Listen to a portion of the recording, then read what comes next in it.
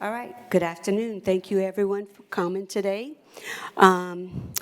We will start with roll call for the Library Board of Control. I don't have the names listed, so I'm going to have to sit here and think about everybody. Rena Bradley. Present. Eric Bakke. Daniel Kelly. Present. Ella Arsema, I'm present. Christopher Holmes. He's not here. Who am I leaving out, guys? Okay, Alan Moore is on his way, so he should be here shortly. Can we start with the Pledge of Allegiance? And I'd ask Eric if you'd please lead us in the Pledge of Allegiance. Please stand. I pledge allegiance to the flag of the United States of America and to the republic for which it stands, one nation, under God, indivisible, with liberty and justice for all. Thank you. And Mr. Alan Moore just walked in, so I appreciate you. Mr. Allen, we're on. Yeah. That's all. Here's the microphone. Apologize, I was late.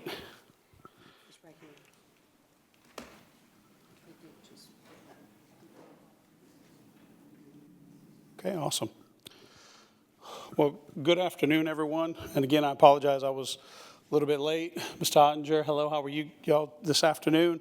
We're going to move directly into our new business for this afternoon, which is a presentation. I assume Mr. Ottinger is going to come up and introduce Ms. Karen here. So, Mr. Ottinger, if you would. Thank you very much, and good afternoon. I'm Pat Ottinger, the City Parish Attorney, and I'm pleased that you're able to attend on a very, very important topic, particularly to boards and commissions and those public bodies that exist in our community. We've also extended an invitation to the 5 municipalities, whether they're here or not. Anyone from one of the 5 municipalities here? Well, okay, thank you. We're glad to have you here. This topic, of course, is very important to public bodies, but also to the public. Its purpose is to enhance transparency and openness in government. I certainly think that at Lafayette Consolidated Government, with our very capable council office, that we accomplish that. But all boards and commissions of any magnitude or purpose or objective are also under that law. A couple of things. Would you please silence your cell phones so that we don't disrupt the speaker? To the lawyers in attendance, we do have MCLE credit and see me afterwards.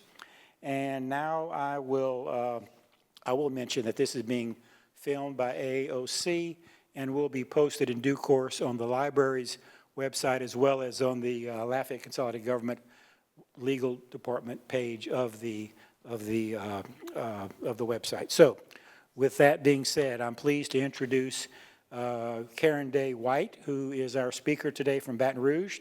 I've known her for many, many years, particularly through her involvement with the Louisiana Municipal Association, where she, before retiring from that, was the general counsel. Karen's an accomplished writer, lecturer, lobbyist, and advocate, very active in the municipal space, if you will, graduate of LSU Law School, my alma mater, been practicing law since October of 1998.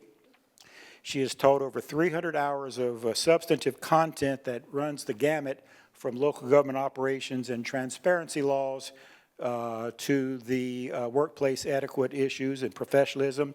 She filled an important role in establishing local support services under Governor Jeff Landry as the director of the Office of Rural Development and the governor's designee to the Delta Regional Authority. She was previously with the Louisiana Municipal Association, as I indicated, which is an association of governments in the city space, in contrast to the Police Jury Association, which covers the parish governments.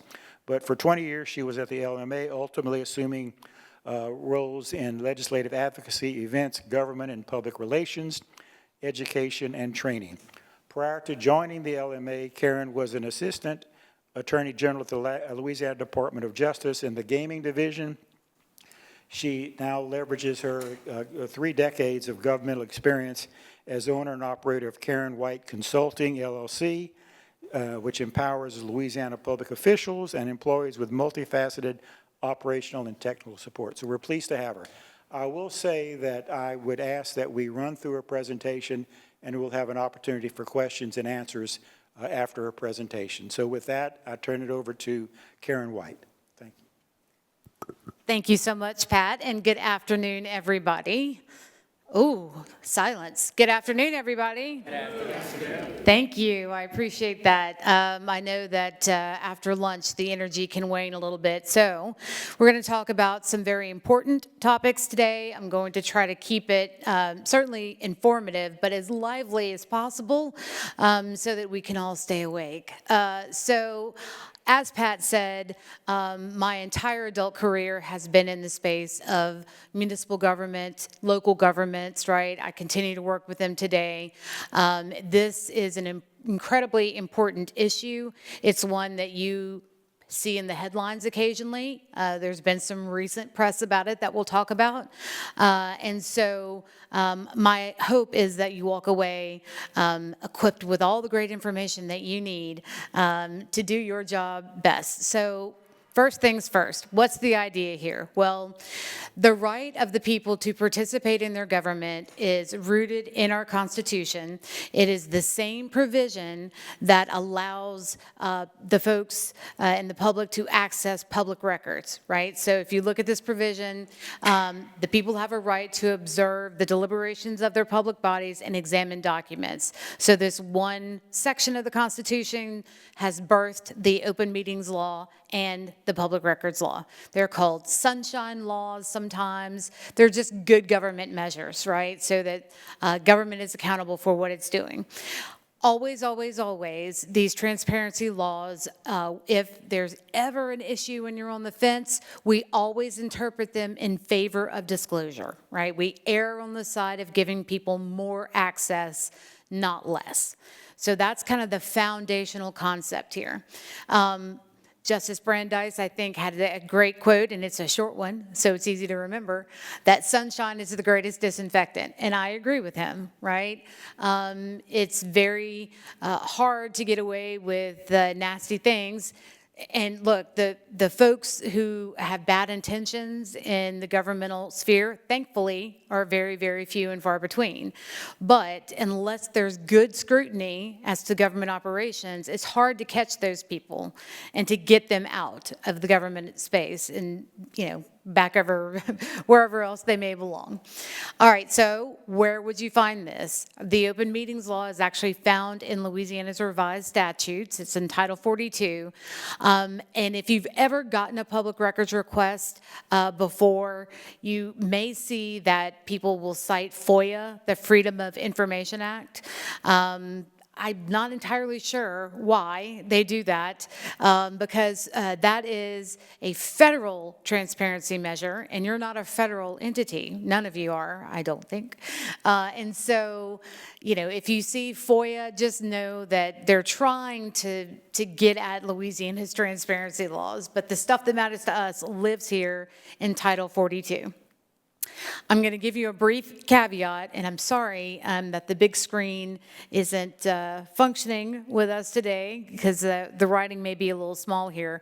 But what I'm going to be talking about today are fundamental concepts that apply to the lion's share of agencies and political subdivisions in the state, including entities like the library board.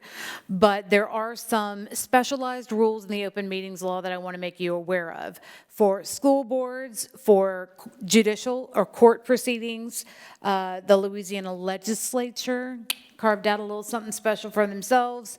Tax propositions, if we're talking about private citizen advisory groups, there are special rules for them.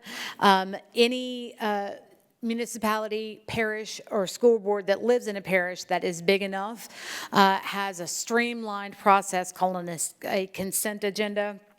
And if we're talking about purchasing of gas or gas utilities, All of those little niche things have specialized rules. And so I want you to walk away very well informed, but what I don't want to happen is you start chatting a week from now with a friend of yours who works for a school board, and you tell them, Karen White said you can't do that, or Karen White said you could do that, because school boards have special rules.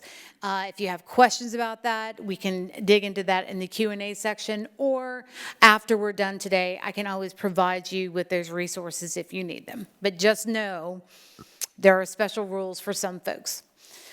So the core concepts here is, if you look at it summarized neatly into one sentence, the open meetings law provides that every meeting of a public body shall be open to the public unless there is some exception to that, and that usually means an executive session.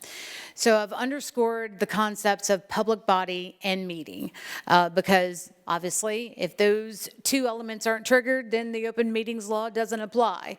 Without question, the library board, Lafayette Consolidated Government, every other town, village, and city and parish in the state itself, and all those political subdivisions, boards, and commissions are considered to be public bodies.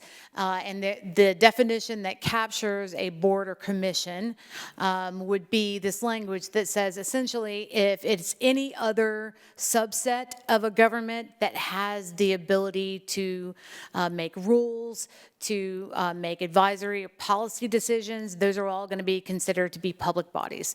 They paint with a really, really broad brush. And again, if you're ever on the fence, we err on the side of transparency. We err on the side of more. Meeting is a more interesting concept. It is very simply defined as a quorum, a simple majority of that public body coming together to discuss a matter that is under their supervision or control. There is a specific carve-out for things like chance meetings, right? If we are out at lunch together, or let's say we're at a festival and all the members of the body happen to be there enjoying the festival. That is, in and of itself, is not going to trigger the open meetings law. Educational sessions are generally considered to not be a public meeting. However, as I said, if you're ever on the fence about whether or not a meeting of a quorum of the body is going to trigger the open meetings law, I always recommend that you treat it like a meeting. It's better to cast the net and say, hey, we're not hiding anything public, come on down and hear what we're saying if you want to, than to go the other direction and have the public optics look like you're trying to do something behind closed doors that people don't know about.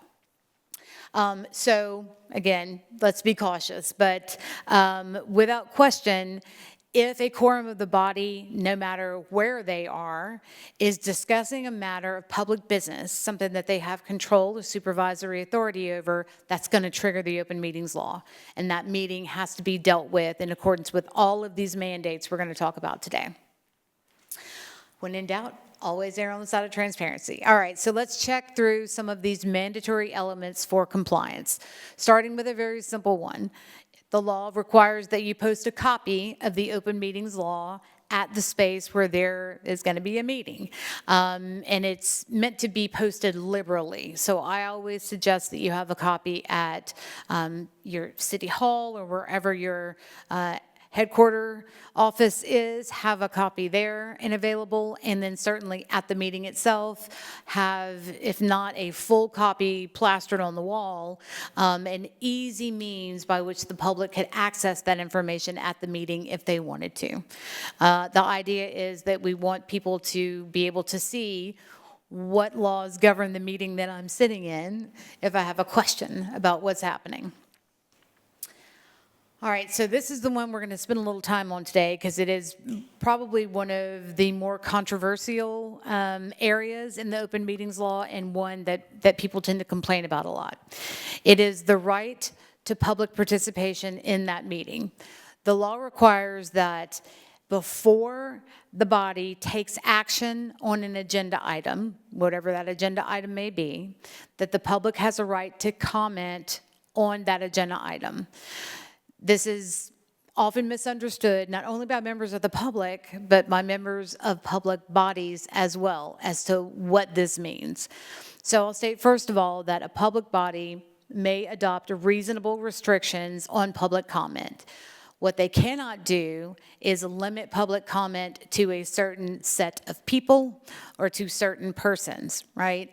Everybody in attendance has the right to comment on an agenda item that the board's going to take action on. They can, however, restrict the time that each speaker has. So some people will adopt a 3-minute rule or a 5-minute rule. That's perfectly acceptable as long as, A, it is adopted by a majority of the public body, right? This is going to be the rule of the day. And B, it has to be equitably applied. You can't get to an agenda item, let speaker number 1 go on for 20 minutes, and then decide, oh, I think we need to curtail this and apply a 3-minute rule to every other speaker. You can't do that. It has to be everybody. So as long as those restrictions are objective, they don't discriminate against a particular group, and they, again, are equitably applied, you're fine. I also wanted to point out that this right to public comment, the right to public participation, does not mean that you have to allow someone who is disruptive to the point that government can't conduct its business. You don't have to allow them to remain. And so we're going to walk through a few considerations about how you balance those two things in just a second. But I want to be sure that I'm being very clear. It does not mean that members of the public have the right to plunge your public meetings into chaos.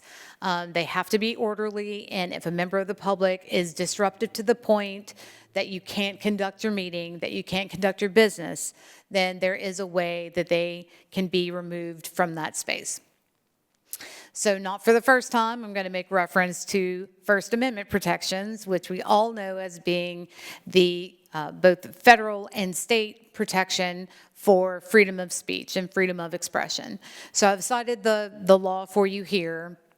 And within the context of a public meeting, again, I want to make sure that we're being very clear on what the public's right to engage really means.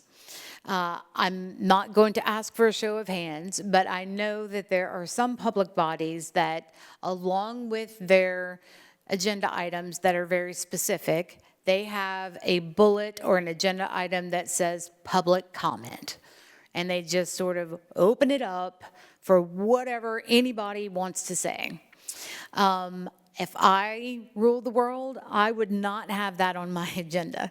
The law does not require that you have that on your agenda. You do not have to just open up the forum for anybody who wants to say anything about anything. That is not what the law requires. The law requires that, again, on an agenda item, and only if the public body is taking action on that agenda item, does the public have the right to comment on that agenda item. So let's suppose that, we're talking about on this particular agenda, sewer district number 5, right? Agenda item comes up, council or board has a robust discussion, and they decide we're not taking any action. We're not enacting an ordinance or a resolution. Nobody's made a motion. We've just had the discussion and we're moving on. The public does not have a right to comment in that situation. Why?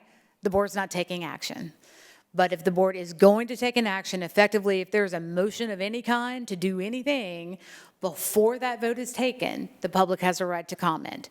And they have a right, again, to comment on that item. If we're talking about sewer district number 5, the member of the public who comes to speak certainly can talk about sewer district number 5, maybe under the 3-minute or 5-minute rule.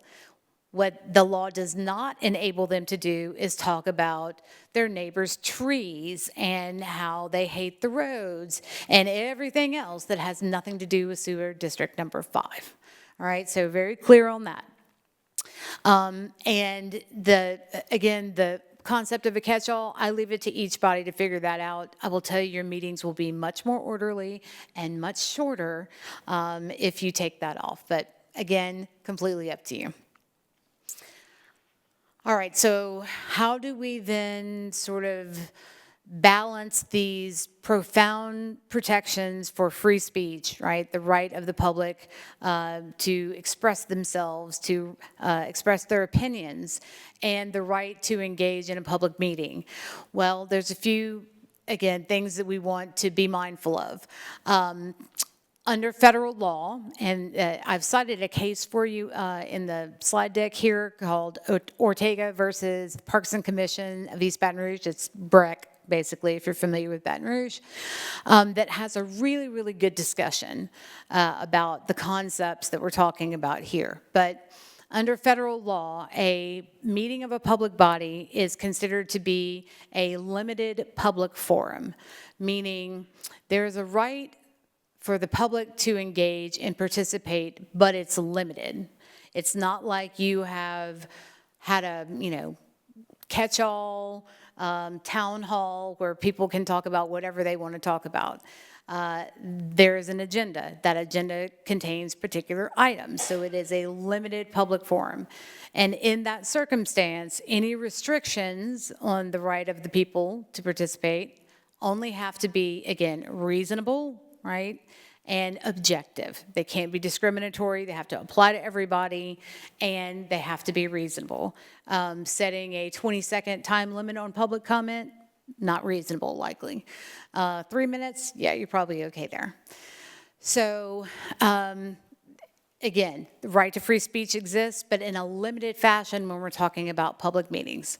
Again, the Ortega case gives a really great example of this and a really good discussion on it. In that instance, a former employee of BREC started showing up at their public meetings and was making threats, was being generally disruptive, at one point brought a firearm into the meeting.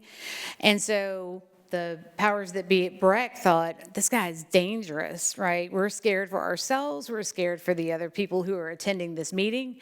And so they ejected him from a meeting and they barred him from attending any subsequent meetings.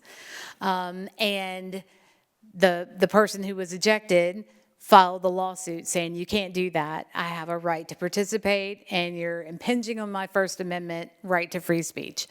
Well, the court said, we don't agree with you, sir. You are a threat, and you presented a threat to public health, safety, welfare, all that good stuff. So as long as there's a means for you to fix your bad behavior and apply to be readmitted to those meetings, we're upholding the fact that they ejected you and the fact that they barred you from the meeting. Because again, it's not an absolute right. They have a right to participate, but it is limited. So take a look at that case if you want to be a nerd and like I am and get into the real meat and potatoes of what that means. Some key takeaways when we're balancing First Amendment rights with the right to participate. Comments, even salacious, unpopular, inflammatory comments must be allowed, right? Unless they are completely off topic, unless they are threatening, right, harm to a member of the public or a member of the public body, you have to allow them to say those things. I know you have to grit your teeth sometimes when somebody comes in and starts saying nasty things, but that is protected by the right to free speech. Again, restrictions have to be objective and equitably applied. I always recommend that public bodies develop a policy for how you're going to deal with disruptive people. It is infinitely better to have a step-up protocol in place so that you know, right? We have, for example, a 2-warning rule and then you're out. So the presiding official of the board, commission, or entity will warn that person, you're being disruptive, I need you to stop whatever it is you're doing, or I need you to stay on topic.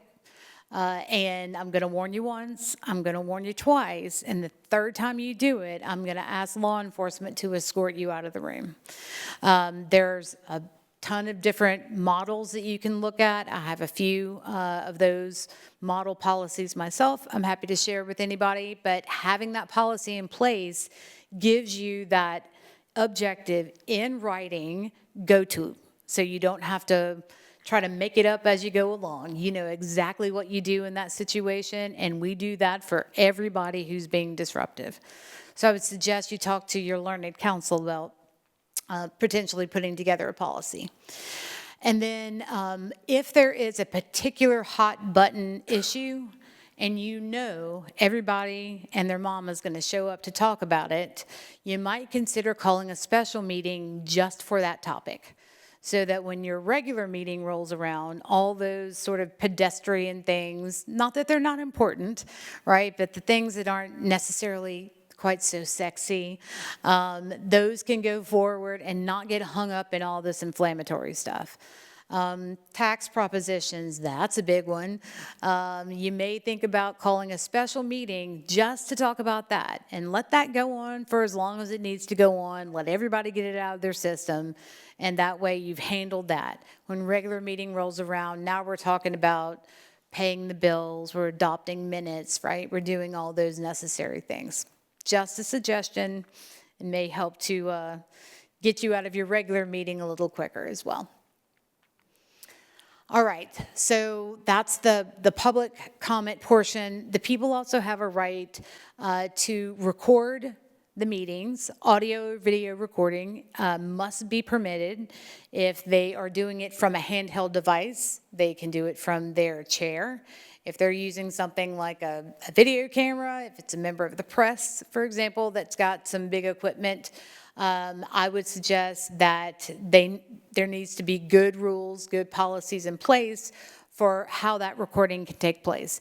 And so not only does the law provide that a body may adopt rules, it actually is mandatory. Every public body shall adopt rules as to how the public's recording of the meetings should happen. I have a good model policy on that I'm happy to share. But we're talking about things like, where can the camera be set up? How bright should the lights be? We don't want, someone who's got a super bright camera light blinding the members of the public body, or blinding the members of the public so that they can't see what's going on, or having so much equipment stacked up and in the way that they're impeding disabled access, or the pathways that members of the public use, right, to walk in and out. So all of those types of things you should have adopted in a policy somewhere. And again, it's mandatory, so we want to make sure that we're fully complying with all those mandates. When it comes to the public body recording or broadcasting its own meetings, generally it is completely discretionary. You may broadcast your meetings, you may choose to audio or video record your meetings. There are a couple of exceptions in their recent legislative additions. If you are a parish with a population of 25,000 or over, if you are a school board in a parish with a population of 25,000 or over, or if you're a municipality with a population of 10,000 or over, you have to live broadcast your meetings. Note, the requirement is only for live broadcasting, so that still doesn't place an obligation for them to record their meetings. The idea being, no matter who you are, you do not have to record your meetings. If you choose to record your meetings, you have just created a public record. And that public record has to be maintained for at least 2 years from the date that it's produced. And that would be, of course, in accordance with your comprehensive public records retention schedule, right? But again, if you choose to, bully on you, but please have good protocols in place so that the audio or video recordings are maintained in accordance with the public records law. So what do you do then? You can see on the graphic here the bright light that might be disruptive to members of the public, and if you flipped it around, it would probably be disruptive to members of the board.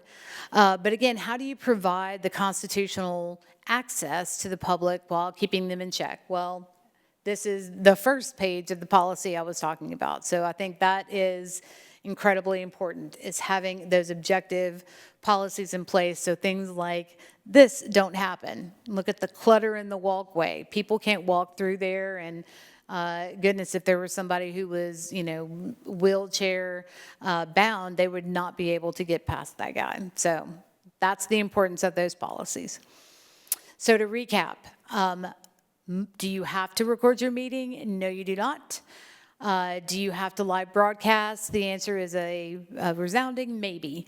I would say that the library board here would not need to live broadcast its meetings. But if you're big enough as a parish, a school board, or a municipality, you do have to live broadcast your meetings.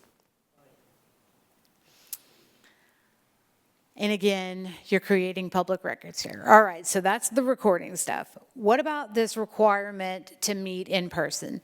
For years and years and years, it was rock solid, no other option.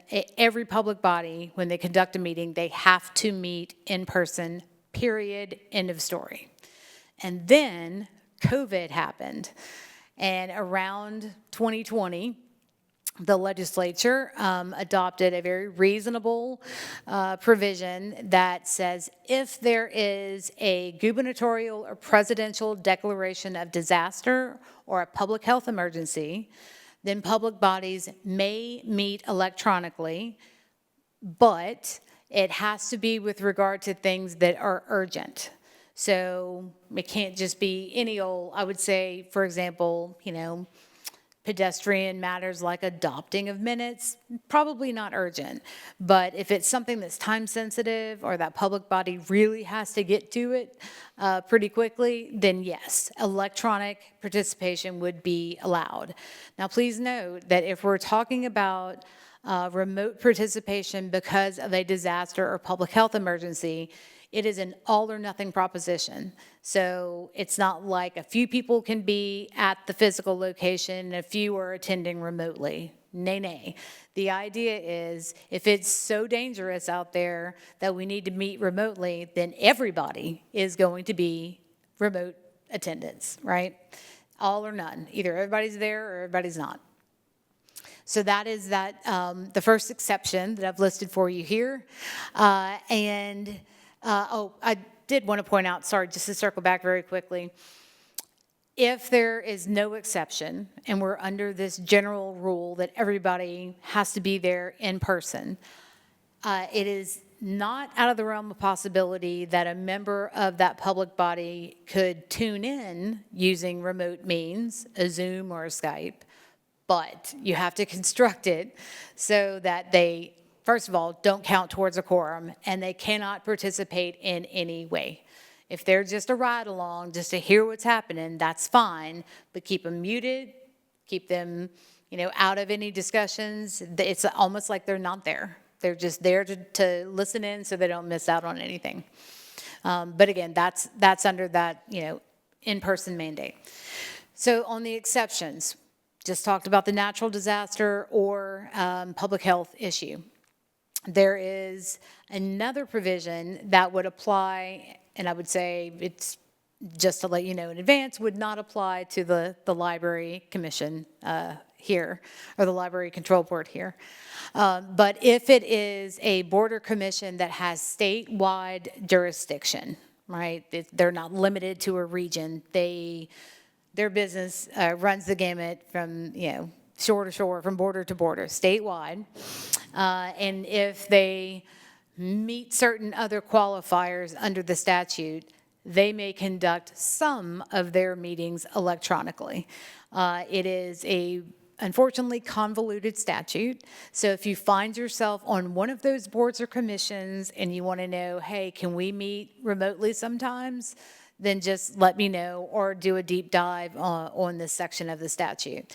But there are some that can conduct some of their meetings remotely.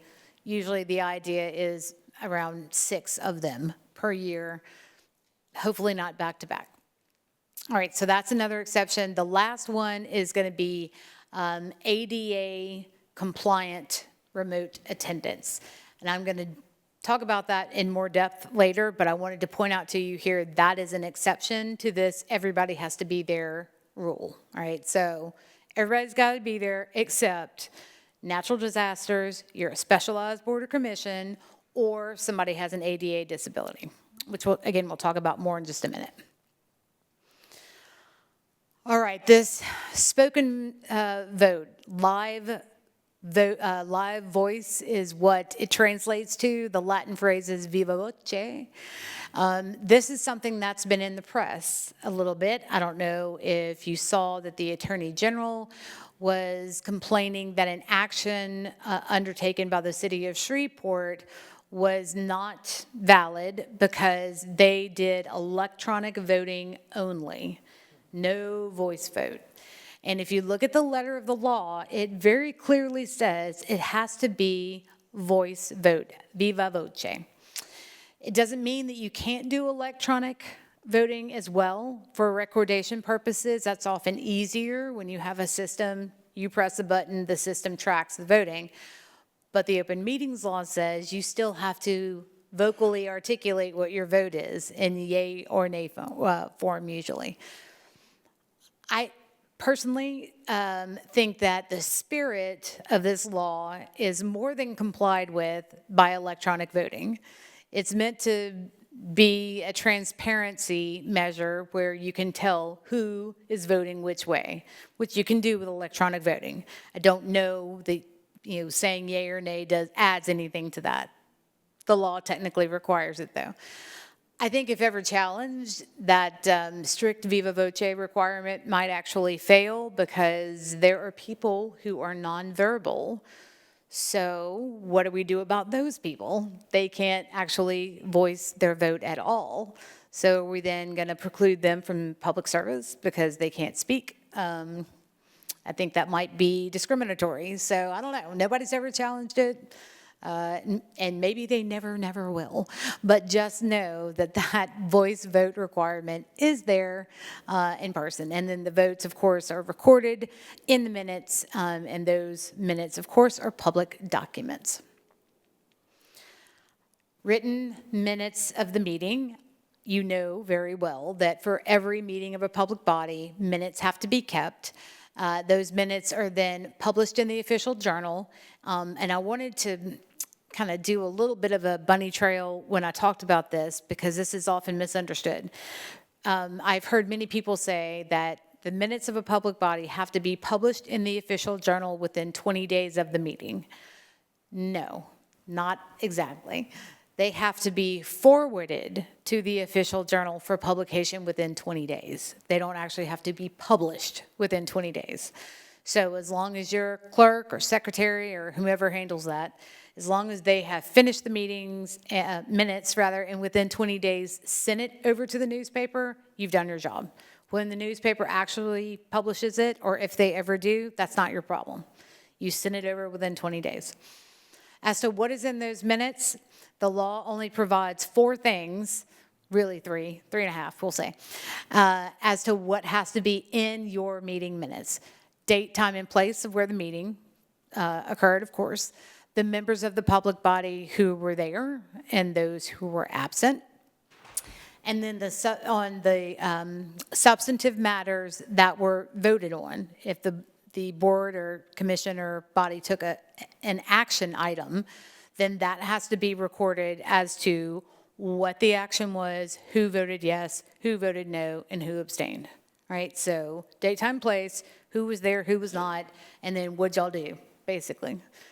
Who voted how on the things that happened there. That's really it. This number 4 is where people start to get in trouble and get into really lengthy minutes. And it says, any other information that the public body requests to be included or reflected in the minutes. That is theoretically by a majority vote, that the board would say, we would like, and normally this would be done contemporaneous in the meeting, okay? So we've discussed something that's really sensitive. We want to make sure that it is properly recorded. So Madam Clerk, Madam Secretary, by majority will of this board, we want the minutes to detail XYZ. What has happened, however, over time in many places is that the clerk or the secretary ends up doing a word for word almost transcript of what happened. So now you have minutes that are 5, 6, 10, 15 pages long. Holy moly, please don't do that. for a couple of reasons. One of the biggest of which being you have to publish your minutes in the journal. So your minutes, they're called minutes, not hours, ha ha ha. Your minutes should be half a page long, a page tops, if you had a really busy agenda.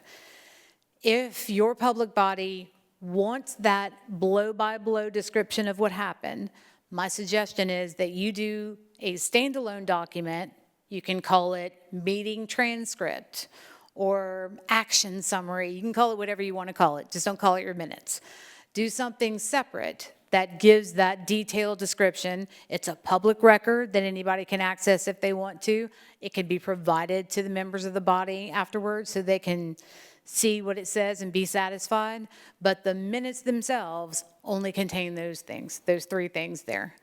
That's what you got to publish. And unless you just have limitless amounts of money, official journal publications can rack up really, really quickly. So let's keep them short, kids. Minutes, not hours. Less is more.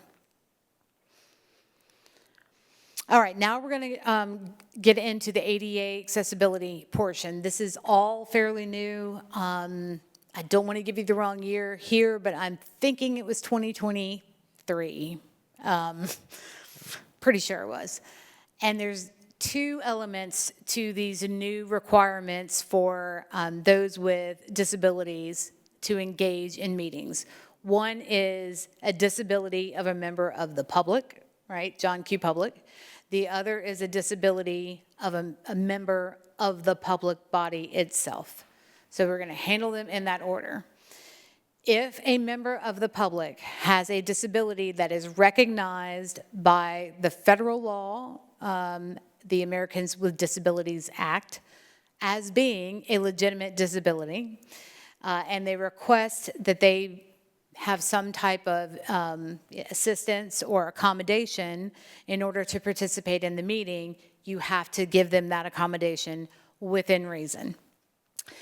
How do you do that? Well, if you have the capability under the law here, and again, I realize it is small print for you, my live attendees, sorry about that.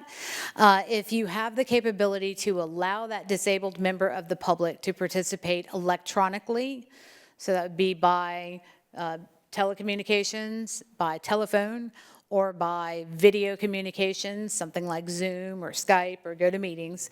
If you have that capability, you have to allow them to access the meeting that way.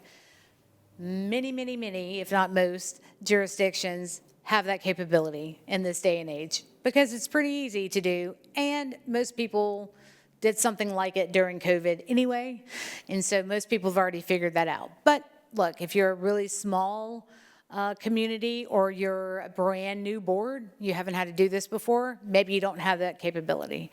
Law says if you don't have the ability to allow the public to access electronically, then you have to adopt rules that provide, quote, other viable alternatives. What does that mean? We don't know. I would suggest there's a few different things you can look at doing. You might develop a process where that person is provided with advanced notice of the agenda items and told, please give me your comments, and when it comes to that agenda item, we will read your comments into the record. Or provide us an audio recording of what you want to say, subject to a 3-minute limit. Something like that, right? Other viable alternatives. As long as they have some ability to engage, you're good. Electronically, though, if you have that ability, and I suspect that most people do in this day and age. It should be noted that it doesn't give them the right to access executive sessions. Those are still closed. Just because they're participating electronically or remotely does not mean they get to peek into executive sessions. Those are still closed down. So that is a member of the public that is disabled. What is a disability? Well, broad brush here, right? It's all the things that you would traditionally think about and some that you haven't. So pretty much any condition that you might see a medical doctor for is probably going to be considered a disability in this day and age. even things like post-traumatic stress disorder, obsessive compulsive disorder, anxiety disorders, all of those things are disabilities. So when we walk through this sort of decision tree, first thing is they have to request accommodation. You certainly don't want to be looking out in the crowd and walk over and say, hey, you look like you're disabled. Do you need electronic access? No, we don't want to do that. We're going to wait for somebody to request that accommodation. When it comes to verifying that they have a legitimate disability, I want to be very clear, you cannot ask them what their disability is. You can't poke around in their medical problems or their medical history. That's HIPAA protected. We don't want to get into the business of doing that anyway. But what you can do, and there's a form for it that I'm happy to provide for you, is give them a form that they will bring to their medical doctor where the doctor certifies without saying what it is that I treat this person and I verify that they have a disability that is recognized by the ADA, period. I don't need to know what it is. I don't need to know what's wrong with you. I just need to know that it's a legitimate issue that you have. On top of that, you're going to need to know how to accommodate them, right? So we're still not prying. I don't need to know what the nature of your problem is, but I need to know what accommodation you need. Is it that, you need to participate electronically? Do you need closed captioning? What level of accommodation will essentially mitigate whatever your disability is, the one that I don't want to know about?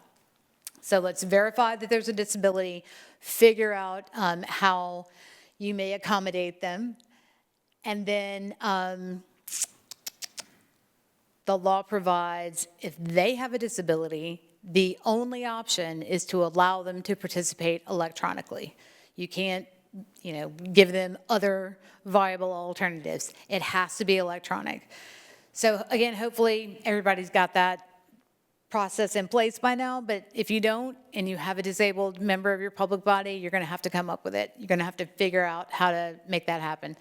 And frankly, it says video or telephonic means. So, putting a speakerphone in the middle of the room would really comply with that. So if it came down to it, you could do that. But it's kind of the same language. If they have an ADA recognized disability, then they must be allowed to participate in the meeting as if they were there. So that means that they count towards a quorum as if they were physically there. It also means that they have to be privy to executive sessions as if they were there. That makes me very, very nervous. There's nothing I can do about it, but it makes me nervous that somebody participating electronically is going to be in executive session participating electronically. It is way too easy, even though they're not supposed to. It is way too easy for somebody to hit record and capture what's going on behind closed doors, right? So nothing for us to do about it other than worry about it. It's what the law compels. You just have to do the best you can and hope that people do the right thing. But as you well know, when we go into executive session, there's no recordation back there. It's like, leave your cell phones out, put your pens down. It is meant to be exclusive to a conversation among those members that are behind closed doors.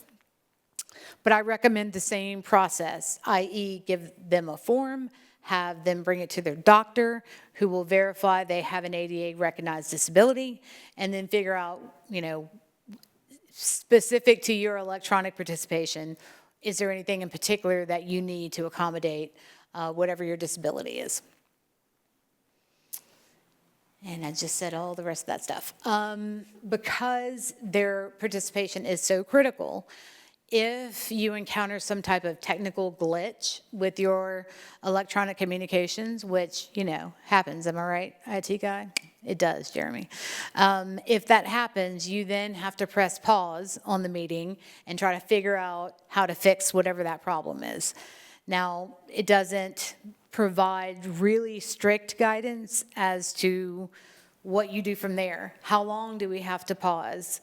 Is it half an hour? Is it an hour? What if we can't get the electronic communications back up? Does that stop the meeting? Do we have to go home? It doesn't really say in this instance. I would say you have to act reasonably.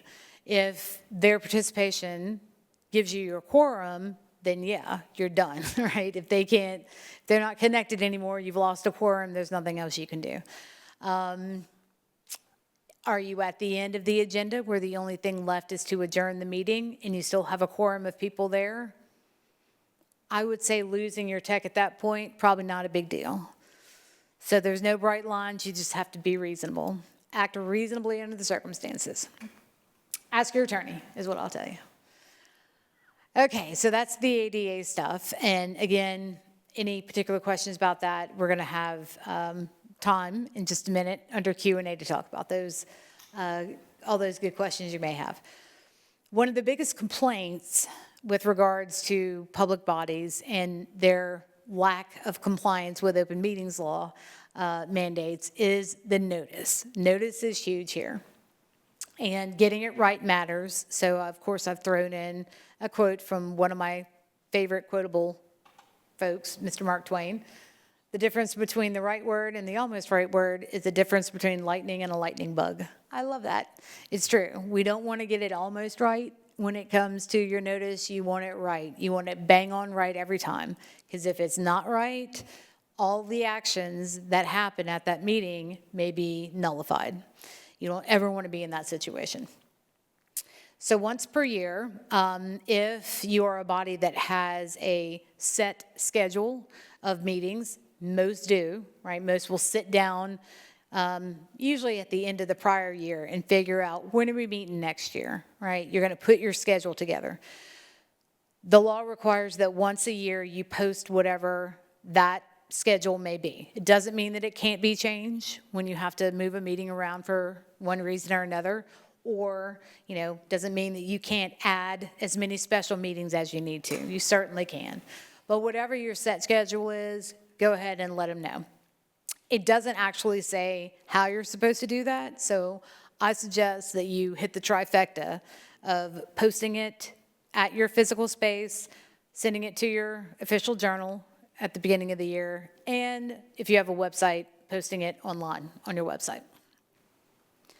That one is important. I don't want to give short shrift to that. It is important, but it's not nearly as important as the per meeting notices. This is where the sacred space is here. For every meeting that a public body has, they have to post notice at least 24 hours before the meeting. And that 24 hours is exclusive, meaning it doesn't count if there is a Saturday, Sunday, or a holiday in there. So if you meet on Tuesday and Monday happens to be a holiday, you have to post your agenda by X p.m. on Friday, because Saturday doesn't count, Sunday doesn't count, and Monday doesn't count, right? So you have to back it up 24 hours, but don't include holidays and weekends. And people misunderstand that sometimes. They'll end up, posting on Friday at 4 p.m. for a meeting Monday at 10 a.m. Nope, you haven't done it 24 hours in advance, because Saturday and Sunday don't count. So make sure you're not including those weekends and holidays. How do you post that notice in accordance with the law? It provides either you place a copy of the notice at your sort of central headquarters, right? City Hall is what they envision, or your chief place of business, or wherever the meeting is going to be held.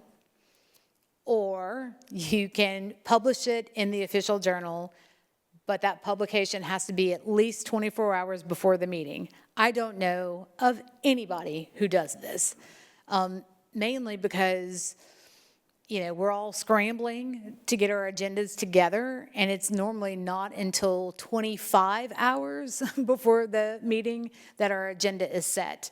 So how am I going to get that into the paper 24 hours before the meeting? I don't know of anybody who does that, but it's there. Maybe you're an overachiever. If you are, bravo. That is one alternative means of posting, but most people are going to be placing a copy of the agenda at the place where the meeting's going to happen. So you have to do that. And if you have a website, you got to put it on your website at least 24 hours beforehand, not including Saturday, Sunday, and holidays. And if you have members of the public or members of the press that have requested notice of your agenda, notice of your meeting, you have to send it to them in the same manner and at the same time as you send it to the members of the public body. So some, clerks or secretaries will send emails out to members of the public body saying, please see attached the agenda for next week or tomorrow or whatever. However it is that the members of the body are notified, that's how the members of the media and the public have to be notified too. Same time, same manner. I recommend blind copying everybody. Get it done in one email. But make sure that that's done. And it's pretty common that members of the media will let public bodies know, hey, I don't want to have to seek out all your meetings. Just let me know. Let me know when you're going to have a meeting. So that is the publication, or the posting requirement. What's the exception to having that posted 24 hours in advance? Only in cases of dire, extraordinary emergencies. We're talking about a zombie apocalypse has happened, right? And we have to meet immediately, and we don't have 24 hours to let the public know. It's that type of dire emergency. Everything else, you probably got 24 hours to spare. It's pretty rare that you don't have 24 hours.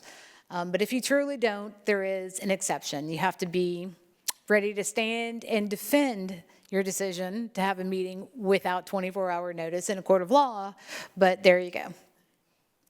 What's going to be on that notice that you're going to post timely? Obviously, date, time, and place of the meeting, that's a no-brainer. Your agenda for that meeting is going to be there. Each item will be listed separately, and it has to be listed in a way that it gives reasonable specificity as to what the agenda item is. I always recommend that you forget about what you know, forget that you're a member of the body, or forget that you're in the inner circle.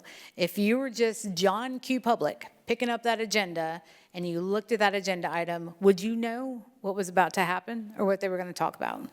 It's sort of like the reasonable man standard, right? If you can't figure out what it is or what's going to be the subject matter of that discussion, then we need to do better. We need to add more detail. And again, we always err on the side of more and not less.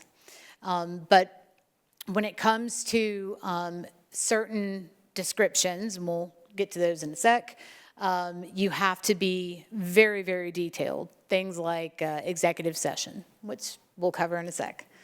All right.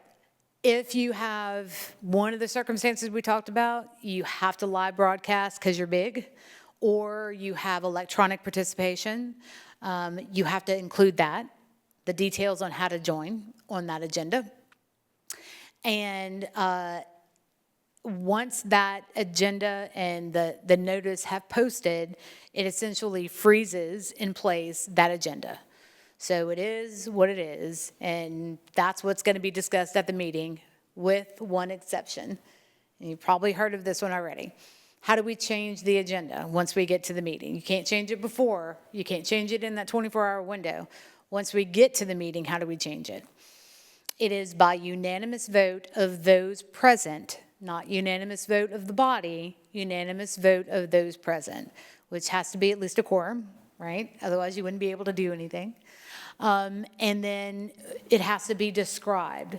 What is it that we're adding, and why are we adding that? And then there's a motion, presumably a second. And if all the members there unanimously vote to add that matter to the agenda, then it gets added. You want to use this very carefully. It cannot be used to circumvent the open meetings law. So you don't want to be acting nefariously, right, and sneak one in on the public. I say it's reserved for things that really aren't important at all, or things that are so critically important that we can't wait. So either, oops, we forgot to add adoption of the minutes, or oops, we forgot to add this ballot measure that we have to get approved by Friday. We have to do it right now. We have to do it today. So use it sparingly, but there is this balance on all the mandates that you can use unanimous vote of those present to add a matter that's not on the agenda item. Sidebar, I don't know if any of you have affiliation with like municipal governments, Lorison Act governments in particular, but in those instances, the mayor controls the agenda.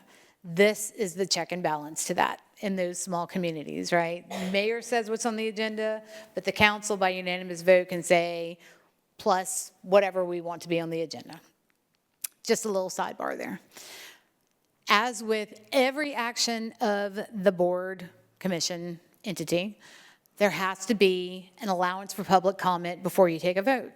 Anytime you're going to take a vote, I always tell presiding officials and chairmen, if you are about to say all in favor, stop and ask, did I allow public comment? Because no matter what the vote is, something silly or something really important, whatever it is, every time they're going to take an action on an agenda item, public has to be allowed to comment. Ditto here, right? We're about to add an item to the agenda. Motion, second, public comment on us adding an item to the agenda. Then once public comment is wrapped up, then you take your vote. All right, everything is open except executive sessions, and this is the last thing we're going to go through, then we'll open it up for some Q&A. These are often misunderstood. I see people go into executive session all the time for the wrong reasons or without any valid reason. They are itemized in the open meetings law. When can you go behind closed doors, out of public earshot and out of public view? And as I mentioned a little bit earlier, when we say behind closed doors and private, we mean it. I always suggest people drop cell phones at the door. I don't want a device back in there. I don't want pens. I don't want anything, right? No recordation of what happens back there. It has to be listed on your agenda, and you have to give a reasonable description as to why. Why are you going to executive session? How many times have I seen personnel? What does that mean? That gives me no idea of what you're doing back there. You could say consideration of hiring John Doe. Okay, now I know what you're going to be talking about back there. But these very vague police matters, what does that mean? If you, again, picked up that agenda, you didn't know anything from anything, would you be able to tell what they were going to talk about back there? If not, then we need to do better. We need to add more detail. The law says when it comes to, and I'm going to talk about this exception in a little bit more depth in a second, but if we're going behind closed doors to talk about either potential litigation or pending litigation, the law carves out specific requirements for how those are described. If it's a pending lawsuit, you have to list who the parties are, the full citation, essentially the full legal description, what you would write in a legal brief, that's got to be there. It's not enough to say litigation. Tell me what litigation you're talking about. List the full citation. Prospective litigation, which is sometimes tricky. This is, we think we're going to be sued. The law says not only is it that you think you're going to be sued, but somebody has put you on notice. I'm demanding money from you, or I'm demanding relief from you, and if you don't give it to me, I'm going to sue you. That's what prospective litigation means. So if you have an active lawsuit, you can go behind closed doors. If you have somebody who has given you a formal demand, or else they'll sue you, you can go behind closed doors. Both have to be described pretty robustly on your agenda in order for you to have a valid executive session. Even though it is properly noticed, you've given your reasonable specificity as to why you're going back there, you still have to, at the meeting itself, articulate why you're going into executive session. I get it, it's redundant, it's right there on the agenda. You still have to say, and now we're going into executive session for the purpose of, well, read whatever's on the agenda. And then the members of the body have to take a vote to do that. 2/3 majority vote to go into executive session. And because you're about to take a vote, the public has a right to comment. There you go. So motion and second to go into executive session, public comment on going into executive session, then you take your vote to go back there. Who gets to be behind those closed doors? Also often misunderstood. The members of the public body itself. So it would be city council members, members of the parish council, members of the board, commission, whatever. They are the only ones that have a right to be in executive session, period. Mayor doesn't have a right to be there. Lawyer doesn't have a right to be there. The only ones who have a right to be there are the members of the body. Anybody else back there is because the body, by majority will, is allowing them to be back there.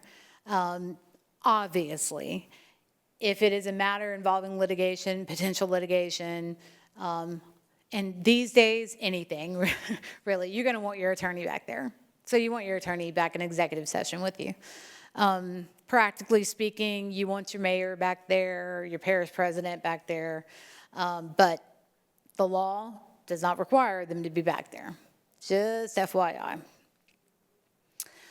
Here's the big one that people talk about a lot when it comes to executive session. And again, there's 10 instances listed in the law. This is number 1. We're talking about the character, professional competence, physical and mental health of, quote, a person. This has been used to discuss either usually a current employee who may not be performing very well, right? We don't want to embarrass them, but we need to talk about their deficiencies. And so we're going to go behind closed doors to talk about their competence as an employee. That's perfectly permissible under this exception. However, if you're going to talk about an employee's competence, you have to give them notice that they receive, not mail to them, that they receive at least 24 hours in advance of the meeting. I suggest if you don't have time for like a certified return receipt, green card type of notification, send out one of your officers to serve them. But you want proof that they have it in their hands at least 24 hours before the meeting. At that point, that person who's going to be talked about can do a couple of things. They can do nothing and let you go behind closed doors and talk about them. Or they can say, hey, if you're going to talk about me, you're going to talk about me in the public so that I can hear what you're saying.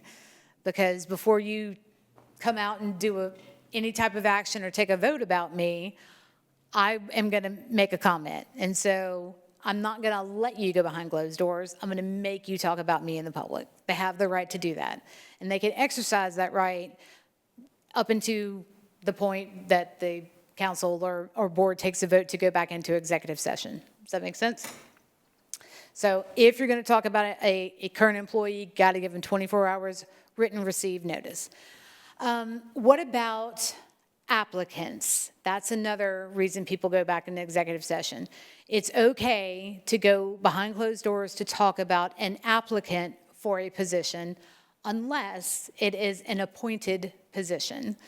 So within the structure of municipal governments, we're talking about like the city clerk, city attorney, public works director. Those are all positions where like a mayor will recommend and the council will affirm. They're appointed officials. You cannot talk about those people behind closed doors. They have to be out in the public. But an applicant for any non-appointed position, it's fine. You can go behind closed doors and talk about them. How do you describe that on the agenda? You put their name down there. I know it's not popular, people don't like it, but unless there's some real confidentiality issues, you're going to want to describe why we're going behind closed doors to talk about Jane Doe. And then if it is an issue involving a public contract under the public bid law, you cannot discuss that in executive session. You have to do that, again, in the open meeting. The requirement, by the way, for 24-hour notice, if you're going to talk about somebody, has the same emergency exception to it. Pretty rare, but there may be a compelling reason why we don't have the time to get this person notice. We have to go behind closed doors and talk about them and take action now. So that's the most common one. This is the one I was talking about for litigation, prospective litigation. We've already hit on that. You have to give a reasonable description as to what you're going to be talking about back there. And then these are all the other ones.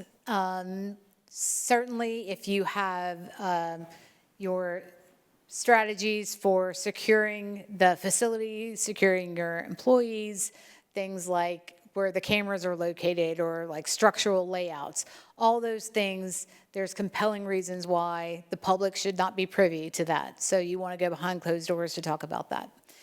Investigative proceedings, if you have an employee or an official that's being investigated and we need to talk about that, you can go behind closed doors for that.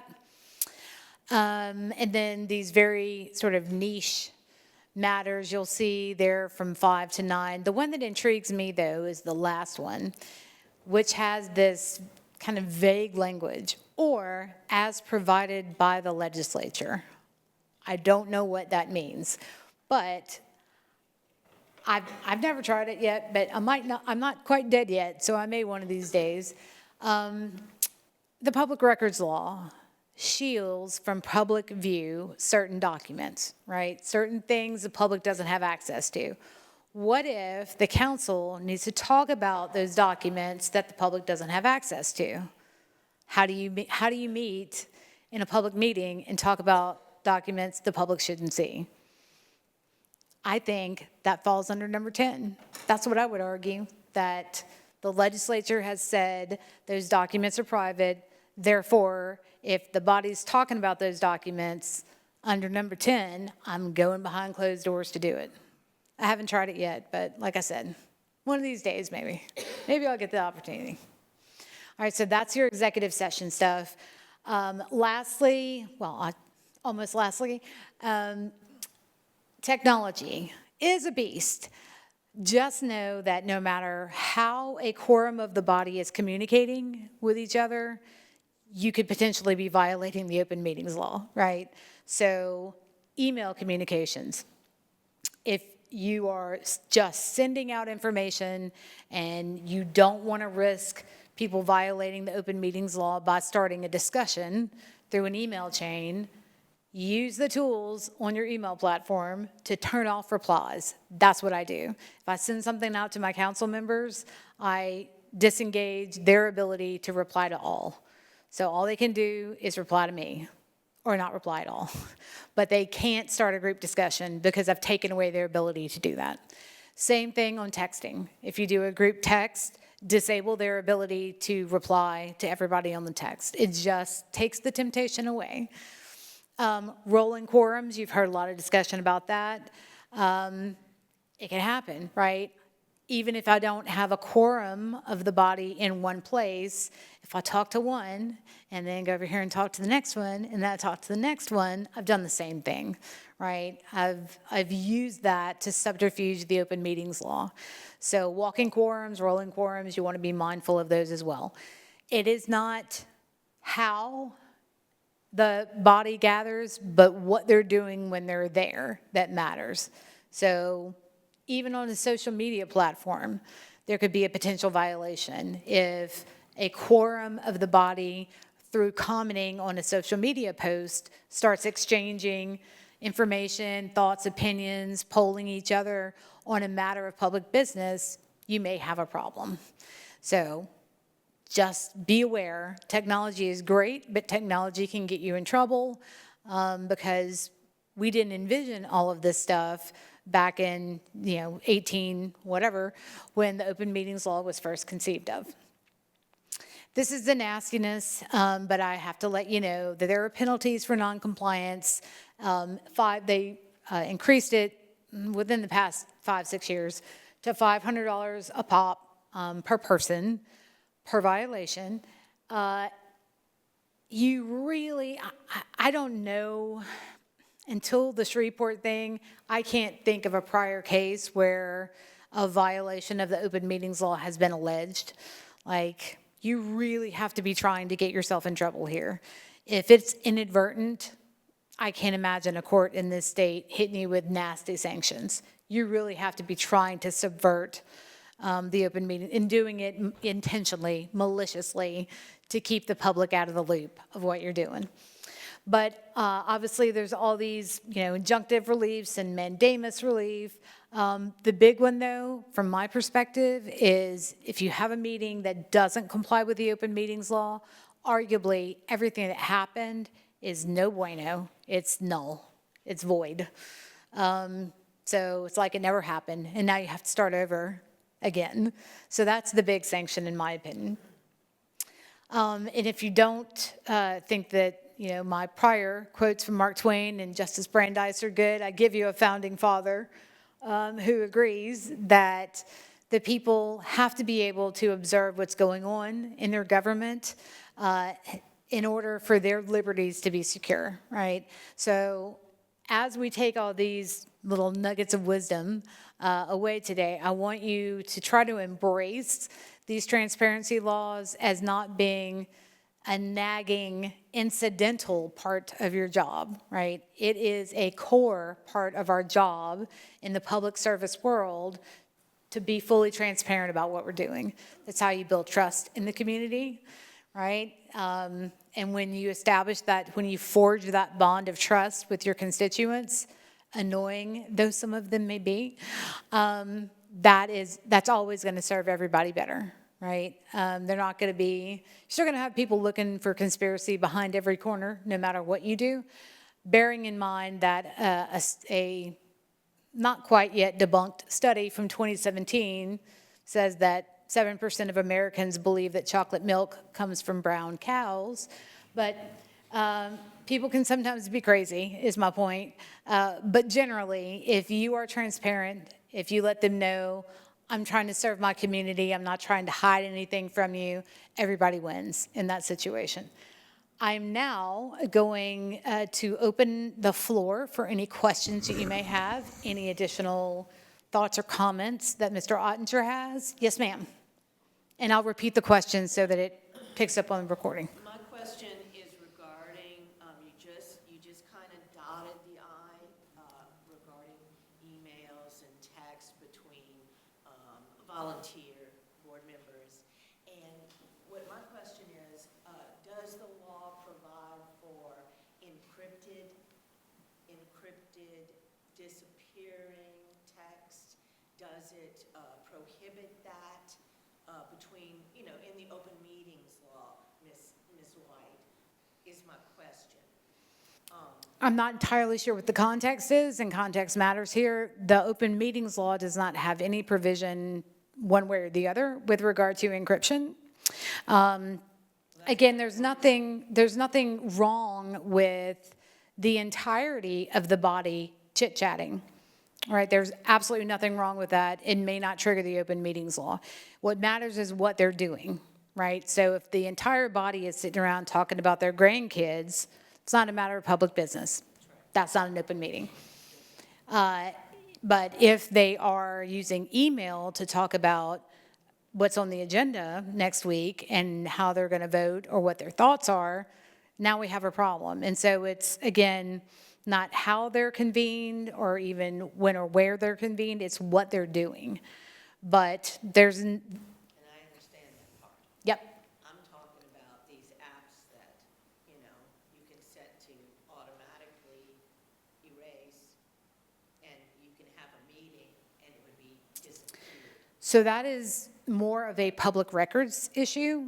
I'm not saying that it couldn't have open meetings law implications, but that would be the other half of the sunshine that brings us over into the public records law. So in that instance, you would always want to get with your IT and cybersecurity computer folks with regard to any software, and always, always rely on the advice of your counsel. Yes, sir. And I'll come over to you. The live streaming with regard to the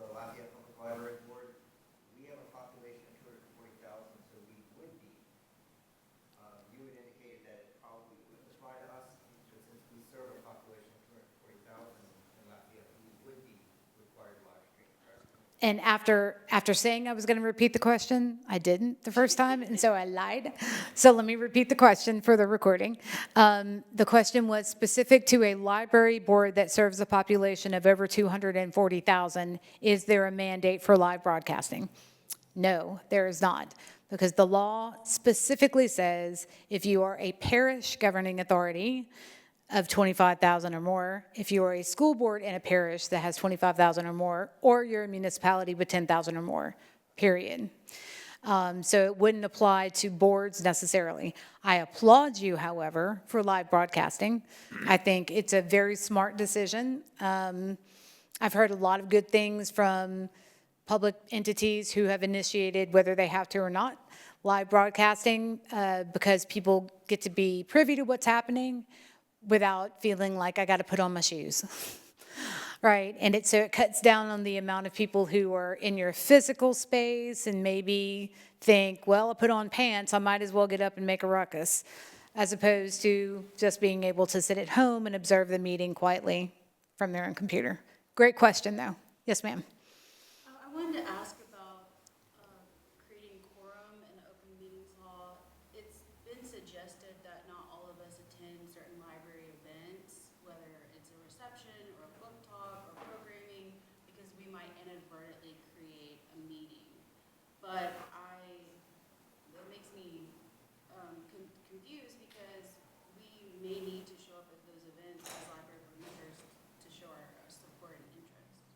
So for the recording, the question was, in the past, there have been not public meetings, right? Instances for community get-together type of thing, where members of the body may have been advised, please don't come because you may inadvertently create a quorum. Again, the letter of the law says that it's not the fact that you're together, it's what you're doing. So for, again, chance meetups or social situations, there's nothing wrong with the entire body being there. That being said, however, every circumstance is a little different, and public optics can be brutal. And so depending on your particular situation, your attorney, for example, may have said, look, it's not that you can't legally come, but if you do, the optics on this are going to be awful, that people, members of the public are going to see, even if you are trying to stay away from them, you may end up in a huddle with your other board members. And now, next thing you know, there's pictures on social media saying board had an unlawful meeting at the fair to talk about whatever. So I think if you've been told that or heard that, it's probably more of a practical consideration than a legal one, if that makes sense. But look, I have told people before, here's what the law provides, right? There's art and science outside of that. So if you want to have a social gathering, but you're concerned about the optics, set it up so that the members are in physical spaces far apart from one another, right? Or maybe even coming at different times. You can juggle those practical implications to just stop the people who may see conspiracy behind every corner from thinking you're doing more than just showing up to interface with the public. Yep. Yes, sir. I have just a very technical question. You said as far as giving notice for meetings that holidays don't count as time. So, it's a Monday holiday. Which holidays? LCT holidays, federal holidays, state holidays? Look at my guy. President's Day doesn't count for us? Does it count for this? Great question. The question was when we're taking out Saturday, Sunday, and legal holidays for notification purposes, what holidays count? It is the holidays that are recognized by the state as a baseline. However, some communities adopt holidays over and above. So whatever jurisdiction you're in, you look at those holidays. So as a baseline, all the ones that are recognized by the state, and those are in statute, plus any special holidays that you may have locally. Like I know some northern jurisdictions don't have Mardi Gras off. Everything south of Ellick we do. And so in those instances, you would want to zoink Mardi Gras Day out of your calculation. Yes, ma'am? Okay, the first one is about going into executive question. Is there any sort of time constraint or time limit for that? And the reason I ask is because recently, for example, like the UL Systems, they went into executive session like well over 2 hours to talk about the next UL president and all. It just seems like that's really long. Is there a time limit on executive sessions? She asked. There is not a time limit on executive session. Normally, those things kind of self-level because of availability and whether or not the public body can maintain a quorum, right? People don't have 8, 9 hours usually to go into those things, and so practically speaking, I guess the legislature didn't see a need for a time limit, but no, there is not. They can be back there 20 minutes, they can be back there 7 hours. Okay, thank you. And then my second question is for a public records request. Is there a limit on how long the state should take to get back to us on that request? Oh, we have a non-open meetings law question that I'm happy to answer. Public records request, what's the turnaround? It was, for many, many, many years, 3 days.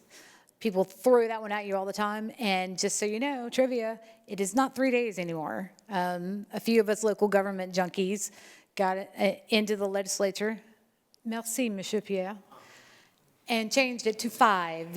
So there are 5 days now in order to respond, and it is not 5 days for production necessarily, it is 5 days for a response. Meaning, if it's something that is clearly public, immediately available, they should turn that over within, either immediately or within 5 days. If it's something that they have to go find, dig through, revise, redact, send to the attorney, then the response has to be received within 5 days. And that response will say, I got your public records request. We're going to have to look at it. I think some exceptions apply, and here is the reasonable amount of time within which you may expect me to disclose those records to you. So I did that, and I was told it would be 60 days. That may not be unreasonable. I don't know what the circumstance is. My personal strategy is I do a 2-week rolling disclosure. So every 2 weeks, I'm going to give you what I've been able to get through. But I'm not shutting down City Hall to go through the records for you. So every 2 weeks, I'm going to give you what I got, and we'll keep doing that until I'm done. It might take a year, it might take 2, I don't know. So the person has a reasonable right to say, hey, I see you said it's been 60 days, but can you give me some updates along the way? I always suggest trying to work with the custodian. Most of them are trying to do the right thing and get you the records. Oftentimes, they're constrained by being terrified that somebody's going to get sued, and so the hang-up might be with the attorney. And I'm an attorney, so I'm taking one for the team when I say that, but. Karen, I have a couple of questions, if I might. Sure. You just spoke about the chance meeting, and that word is in the open meetings law, which essentially says it doesn't apply to chance meetings where no business is discussed. The word chance, to me, conjures 3 councilmen accidentally run into each other at dinner at a restaurant after a meeting. If they don't discuss business, that's not problematic. But then you also said earlier having a social event. What if they wanted to have a Thanksgiving dinner where they pledged that they will not discuss business? How does that play into being? Chance to me seems accidentally not pre-planned to be in the same place at the same time. You're absolutely right, and I should have been more clear on that. The letter of the law says chance meetings. There are myriad attorney general opinions that have interpreted that provision to say we're going to say that chance meetings, right, meetings that don't trigger the open meetings law, may also include social events. They may include purely educational events. So that is been distilled down through attorney general opinions, that those are allowed. Could this have been without a formal public meeting if it's limited to, sorry about that, Danny, we wasted. No. I'm glad you did, because Yeah. as my slide pointed out, if you're ever feeling some kind of way, especially if there has been litigious issues in the past, or, a lot of very hot button, topics or conversations around it, always err on the side of doing it this way. Always. You did the right thing. Another one, under the executive session, the one that we encounter the most is to go into executive session about litigation, but that's pending litigation. It also, 42:17B talks about prospective litigation not yet filed after formal demand. It doesn't say who issues the formal demand, and I've heard it said, and I disagree with it, well, I'm a public body, I can demand and then go into an executive session. Would you agree that formal demands means that the public body itself has been demanded against, has received a demand, and that would only be the basis to trigger? I would say that after formal demand, in my opinion, is applying to the plaintiff as applicant, right? So if the public body happens to be standing in the shoes of a potential plaintiff and they make demand, I don't see a problem in the world with that. But it's essentially a demand is, as you well know, it has connotations in the legal world. You make a legal demand, that means I'm asking you to give me something that you owe me. If that has happened, whichever way it goes, I'm fine with it. But I don't believe it's proper to send a letter to somebody who's about to sue you and say that constitutes a demand. Okay. I have a couple more, but I will ask one more because I know they're for you. Your example of sewer district number 5, where there's a topic discussed and a motion is made to defer. That must have public comment because it's a vote on deferral. Is that public comment limited on whether or not they should defer or not, or to the substance of that would have been brought up in an open meeting? That's such a good question, Pat. So I am a fan of liberal construction. So even if the motion has very limited procedural context, I think that as long as their comments are cogent to the topic on the agenda, that they should be allowed to render their comment. So you should not be denying the opportunity to comment if they want to talk about the broader subject, and you should not be saying you can only discuss as to whether we should or should not defer. I absolutely believe that that is the case. Okay. I'll yield the floor to the back over there. Oh, yes, ma'am. Well, first of all, I want to thank you for being here. I am enjoying the presentation. Oh, good. I serve on the library board of control. I don't think we currently have a policy that talks particularly about our, the public, the forum at our meetings and stuff. We do read something at the beginning of our meetings. So just to clarify, because you had talked about this earlier, are you suggesting that we hold a special meeting to create the policy for public meeting decorum? Or should the reading that we do at the beginning of our meeting be good enough? So there is a requirement that every public body must, you shall means you gotta, right? Ms. Barbara Norton will tell you that. Shall means you gotta. That you have to have regulations with regard to recording. So you have to have those. Any other provisions about public decorum at a meeting, what's expected, that type of thing, are entirely appropriate. Do you have to hold a special meeting to do that? No, I wouldn't say it's that emergent.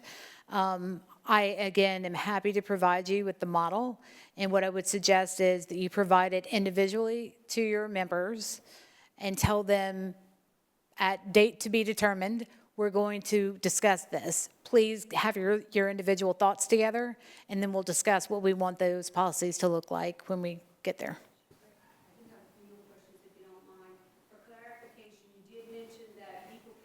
Tell us anything they want to at our meetings.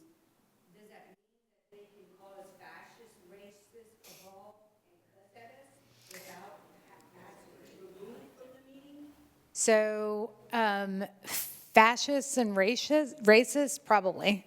I mean, it's a horrible thing to say, but it is protected speech generally. If they are using obscenities, especially if you have decorum rules that say we don't tolerate obscenities, you're in a little better place. You know, again, I would certainly advise, if we're talking about words, right, they're not being physically threatening, they're not trying to walk up to the dais, they're not threatening to take you outside and kick your tail or anything. If we're just talking about words, I would suggest that you have a scale, you know, incrementally increasing scale of response that says we don't tolerate obscenities. That is your first warning, right? And you give them 2, 3 warnings, and then you tell them, you know, if they're still talking, we're going to have to ask you to leave. Does the freedom of speech give a person from the public or a board the right to constantly mock others and make comments that are loud enough to hear but not audible enough to understand, that disrupts our train of thought and also the public's train of thought? Can we ask that person to leave? Okay, so for the recording, for posterity, the question was comments, snarky, mocking comments that are made under the breath, whether it be a member of the public or a member of the public body, that are distracting, loud enough to be heard, but maybe not heard by everybody, kind of thing. So let me first say, I wish, and when I teach classes on, you know, workplace professionalism and how to prevent harassment and discrimination in the workplace, I always say, I wish there was a law that said don't be a jerk. There is not. So jerky behavior, it may be protected behavior depending on the circumstances. If it's a member of the public and they're doing it at the proper time and place, that's probably protected. But assuming, and I think I'm understanding you to say, it's under the breath, snarky comments in between things. It depends on how disruptive they are. And so if the meeting is able to continue, as it seems it has, it would be hard, you'd be a little hard pressed to say it's so disruptive that we can't conduct our business, because you have. So I don't have a bright line answer for you. I'm going to give you the legal answer of it depends. So if we address it once, if we address it twice, because they continue to do it, can we remove the third? No. I'm not, please do not say Karen White said I could kick you out. I am saying that whatever those policies are, you want to have them like as precise as possible. You want to have all those details in your policy. If it's a murmuring under the breath that one person overhears, I don't think that's going to make the case for disruptive, right? Disruptive means everything has to come to a grinding halt because we can't carry on. And a snarky comment under the breath, I don't know that it rises to that level, but it's so case specific that I couldn't even tell you. I'd have to be sitting in it at the moment, and then probably even then there'd be 5 different opinions about what it means. So you got it, Monsieur Pierre. About the executive session, and you talked about who can or can't enter into the executive session. Okay. Whatever. But legislators and senators can go to any executive session? So, yeah, legislators have their own rules, as I said.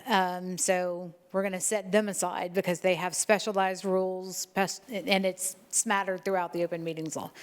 So in the context of a municipal government, let's say, the members of the Board of Aldermen or the council are the only ones who have a right, who are entitled to be in executive session. Practically speaking, the mayor is always back there because as CEO, as presiding officer over the meeting, they kind of help to conduct things. But I have seen circumstances where maybe the mayor is under investigation for wrongdoing.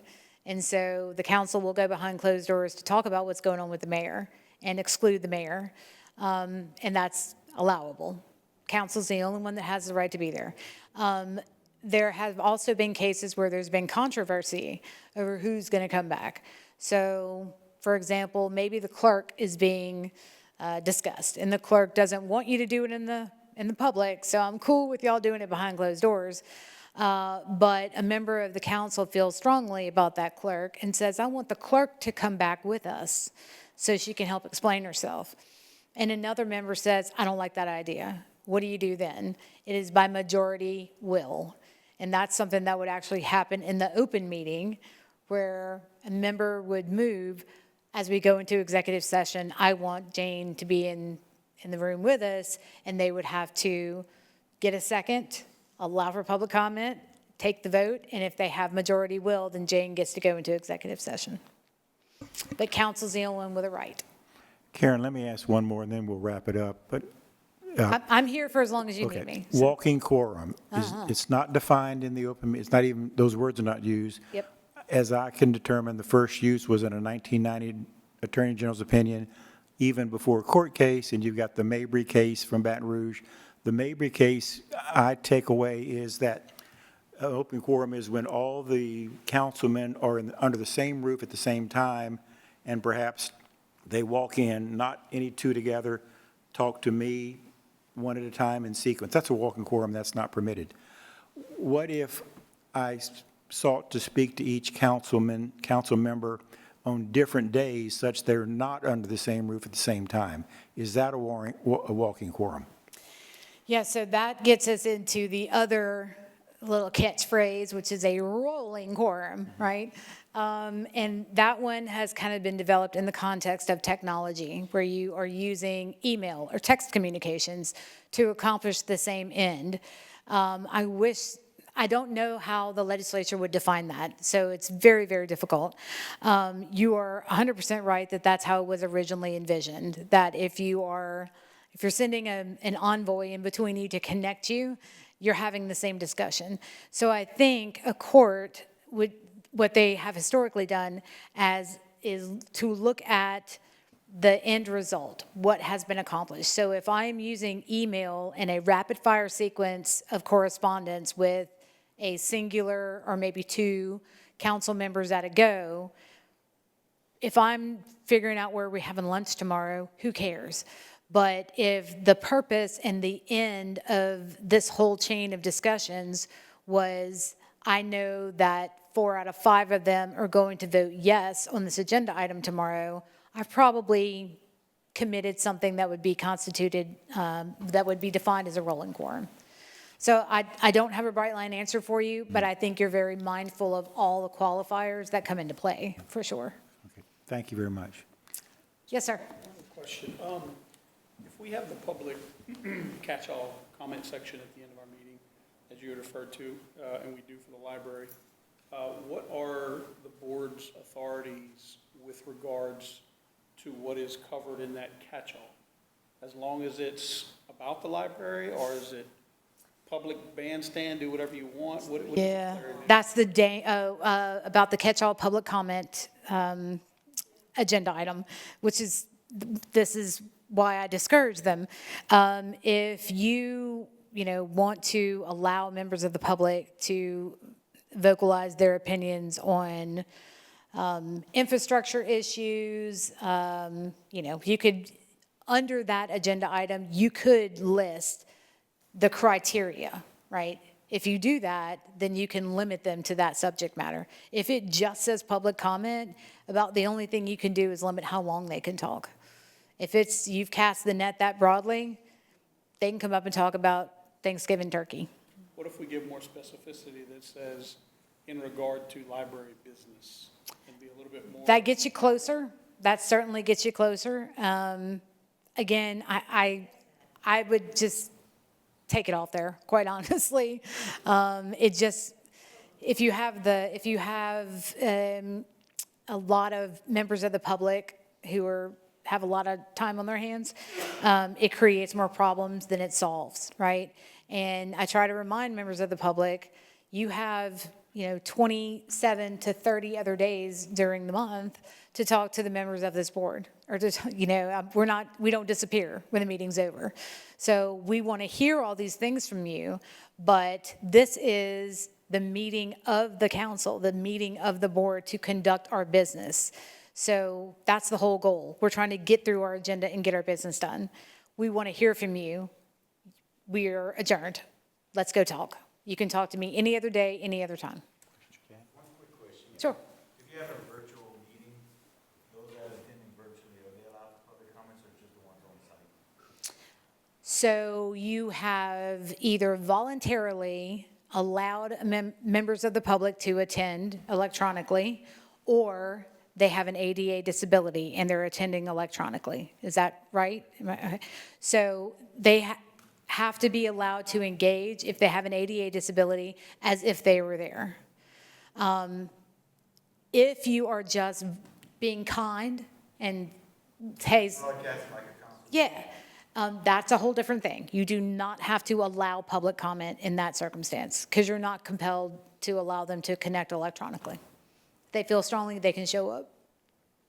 Yes, ma'am? Did I understand you to say that a public subdivision, political subdivision in the state is not required to record their meeting? That's correct. That is correct. Some of them have to live broadcast, but you don't have to record it. Many do, and I applaud that, but it creates a mandate to keep up with it. Any other questions?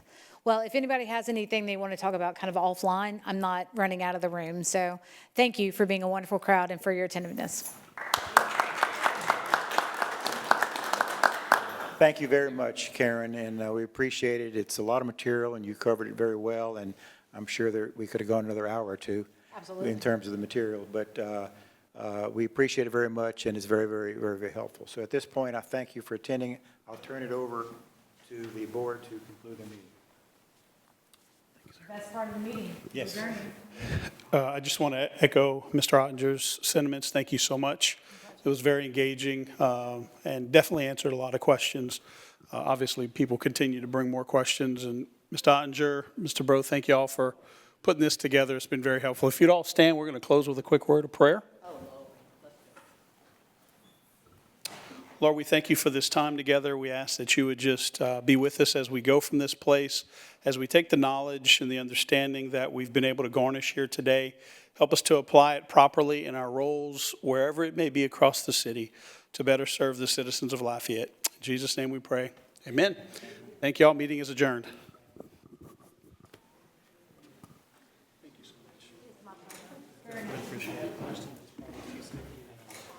Thought so.